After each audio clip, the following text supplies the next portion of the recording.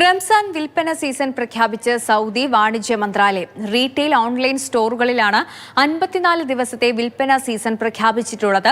ഫെബ്രുവരി 1 ആരംഭിച്ച് മാർച്ച് 26 വരെ നീണ്ടു നിൽക്കുന്നതാണ് റംസാൻ വിൽപ്പന സീസൺ. ഷഅബാൻ 12 മുതൽ ഷവ്വാൽ 7 വരെ നീണ്ടു നിൽക്കുന്നതാണ് റമദാൻ വിൽപ്പന സീസൺ. റമദാൻ വിൽപ്പന സീസൺ ആരംഭിക്കുമെന്ന് സൗദി വാണിജ്യ മന്ത്രാലയമാണ് പ്രഖ്യാപിച്ചിട്ടുള്ളത്. 45 ദിവസത്തെ റമദാൻ വിൽപ്പന സീസൺ ഉപഭോക്താക്കളെ നേരത്തെ ഷോപ്പിംഗ് നടത്തുവാൻ പ്രോത്സാഹിപ്പിക്കുകയും അവസാന നിമിഷത്തെ തിരക്കൊഴിവാക്കുകയും ചെയ്യുക എന്നതാണ് ലക്ഷ്യമിടുന്നത്. റമദാൻ വിൽപ്പന സീസൺ ഈദ് അൽ ഫിത്തറിനും അപ്പുറത്തേക്ക് വ്യാപിക്കുന്നതാണ്. എല്ലാ റമദാൻ സാധനങ്ങളും ഉൽപ്പന്നങ്ങളും ഈദ് അവശ്യ വസ്തുക്കളും കൂടി ഉൾപ്പെടുത്തുകയും ചെയ്യുന്നതായിരിക്കും സീസൺ. sales.mca.gov.sa വഴി റീറ്റെയിൽ സ്ഥാപനങ്ങൾക്കും ഓൺലൈൻ സ്റ്റോറുകൾക്കും വിൽപ്പന പെർമിറ്റുകൾക്ക് ഇലക്ട്രോണിക്കായി അപേക്ഷിക്കാമെന്ന് മന്ത്രാലയം പറഞ്ഞു.